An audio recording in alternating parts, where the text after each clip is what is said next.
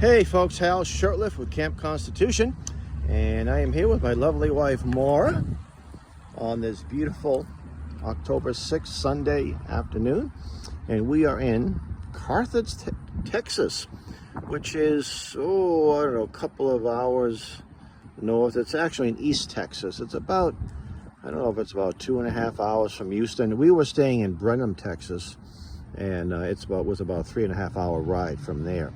So Dr. Jefferson, who was a dear friend of ours, and she was also a Camp Constitution instructor.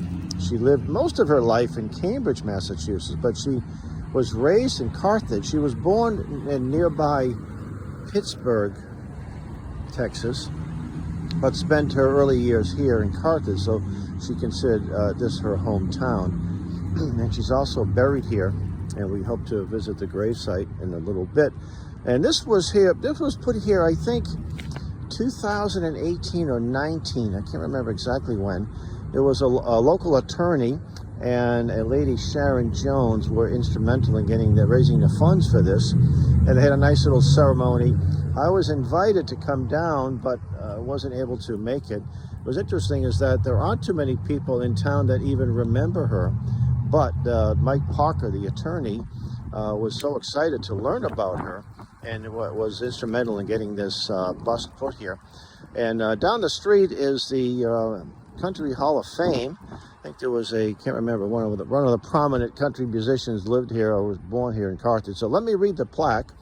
Dr. Mildred Jefferson, Dr. Mildred Faye Jefferson, born in 1926, was reared in Panola County and graduated from Carthage Public Schools. Now, by the way, as I'm saying, they were segregated at that time. And she graduated from high school at the age of 14. She was quite a child prodigy, a brilliant woman.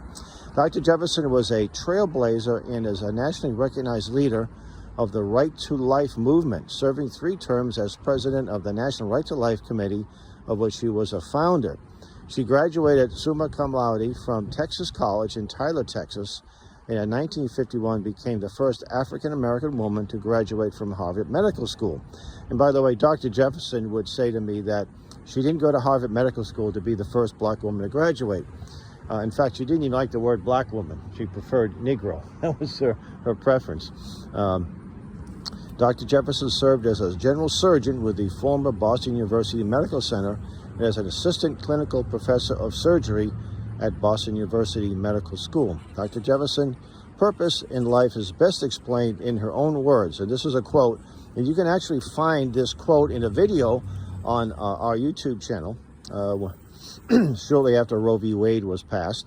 I am not willing to stand aside and allow the concept of expendable human lives to turn this great land of ours into just another exclusive reservation where only the perfect, the privileged, and the planned have a right to life.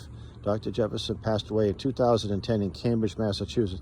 It was actually October 15th, 2010. And so we're coming up on her 14th anniversary of her death. And I would say, I think she was 83. She was 83 when she passed away. So she'd be, 98? If she was still 97, 98. But we loved her. She was an incredible woman, a brilliant woman, had a great sense of humor. She didn't drive, and she didn't fly in an airplane. So she had a number of, mostly men, some women, but mostly men, that would, her drivers. You know, they were volunteers. She didn't pay anybody. Although she would speak at every single engagement she was invited to, practically.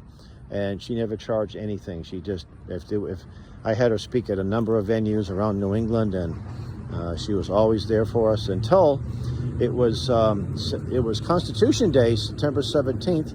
We had an event at the State House in Boston, and it was my job to pick her up at I think it was the P&H Deli in Central Square. That's where we would always meet. That's where her pickup point was. And I called her to let her know I was on my way, and she said that she wasn't up for it. I'm there in spirit. And she died the following, less than a month. She spoke at our camp that summer in July in New Hampshire in 2010, and that may have been her last, I can't prove it, but they may have been her last speaking engagement. That short presentation is also on our YouTube channel. Also, we have there was a ceremony they had here in Carthage for the unveiling of the bust, which was and that's on our YouTube channel. And we also have some memorials. I interviewed people that knew her pretty well. So anyway, I'm just honored to be able to finally get down here and be able to visit this incredible little memory to Dr. Jefferson. And to learn more about Camp Constitution, visit our website, campconstitution.net. And you can find a link to our YouTube channel where you can find not just this video, of course, which we'll be uploading soon, but also other videos either about Dr. Jefferson or videos with her. We had some of her early presentations she gave on our behalf. Sorry about that. It's hard to compete with a motorcycle. Here we go. There were a number of engagements that we had from the 90s that are up on there as well. So with that, we want to thank you for watching. Please subscribe to our channel and visit our website, campconstitution.net.